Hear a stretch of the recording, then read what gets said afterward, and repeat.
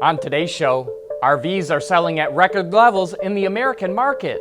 Several European automakers joined forces to build an EV charging network, and how Donald Trump could give the auto industry regulatory relief. All that and more coming right up on Autoline Daily.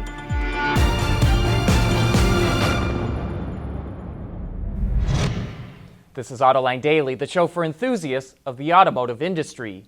Sales of new cars and trucks will probably set another record this year in the American market, and so will recreational vehicles. Sales of RVs have been growing for 7 straight years and will top 400,000 units by the end of this year. There are a number of reasons why they're running so strong, everything from cheap gasoline prices to huge numbers of baby boomers retiring. But here's one reason that caught our attention. Did you know that the IRS provides a tax deduction on the interest of a loan to buy an RV? It's considered a second home. Automakers sometimes come up with unusual ways to show off their products, and here's one that Volvo Trucks just pulled off. It towed a Paraglider up a mountain pass in Croatia to showcase its I-Shift dual-clutch transmission. While it may not seem like that big of a deal, in order for the Paraglider to stay in the air, the truck has to maintain a high cruising speed. And as you can imagine, that can be very difficult traveling up a mountain, especially in a heavy-duty truck, and even more so if the driver has to be shifting gears. But that's where the transmission comes into play. The truck is able to maintain its torque and speed during gear changes thanks to its system. And that's how they pulled off the stunt. Still to come, the German automakers and Ford team up to build a fast-charging network in Europe. Autoline Daily is brought to you by Bridgestone Tires, your journey, our passion. Dow Automotive Systems, advanced materials that deliver better results. And by Lear, a global leader in automotive seating and electrical systems. Ford has sold nearly 18 million Fiesta since the car was first launched in 1976, and today, the 8th generation of the small car will be unveiled in Germany. No details were released about the new Fiesta, but if you'd like to watch it live, check out the link in the transcript or look for it in the description box below. It starts at 8 p.m. Central European Time, which is 2 p.m. Eastern Standard Time. A number of automakers are teaming together to make EVs more viable. BMW, Daimler, Ford, and the VW Group signed an agreement to significantly increase the number of fast charging stations along major highways in Europe. Starting in 2017, about 400 sites are planned, with thousands to come online in the 2020 timeframe. To help reduce charging time, the companies plan to use a new type of DC fast charger, which has power levels up to 350 kilowatts.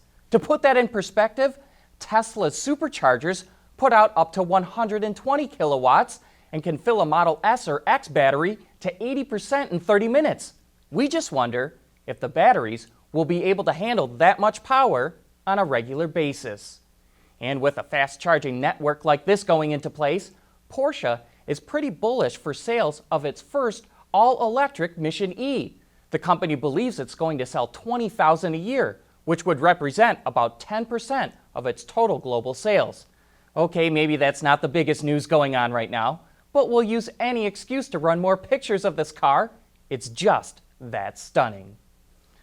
Auto Forecast Solutions says that Volkswagen will start building the new Bulli van at its plant in Hanover, Germany in January of 2020. Bulli is the nickname that's been used on VW vans for decades, similar to the Beetle nickname that was used for its most iconic car. VW showed off the all-electric Buddy concept earlier this year, but the company has decided to drop that name in favor of Bulli. But it is an EV version of that van going into production, or at least something like it, in about another 4 years. And if you'd like to learn more about Alfa Romeo's plans for the US, you won't want to miss this week's Autoline After Hours.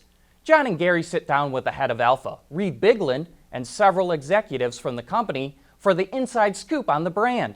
That's this Thursday at 3 p.m. Eastern Time on our website, autoline.tv.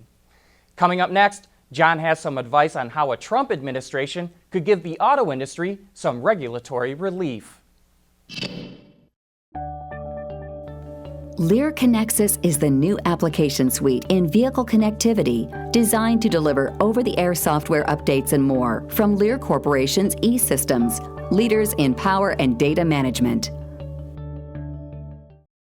There's more car news and industry insight from the Autoline network every day. Take a moment to click that subscribe button. You'll never miss another Autoline episode.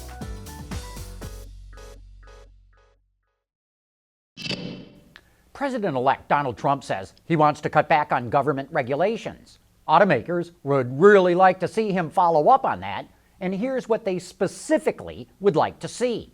Get this, there are now 9 different federal agencies that regulate the automotive industry, including dealers, and none of them coordinate their activities.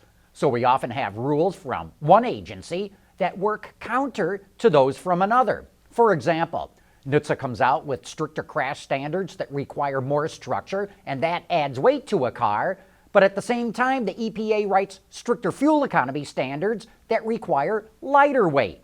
None of these 9 agencies coordinate the cost of their regulations either. At best, they provide estimates of what the cost of their own regulations will be, and then they just keep piling them on. Regulatory coordination is one area where a Trump administration could really help the industry. Just phasing in those regulations on a coordinated basis would really make a difference.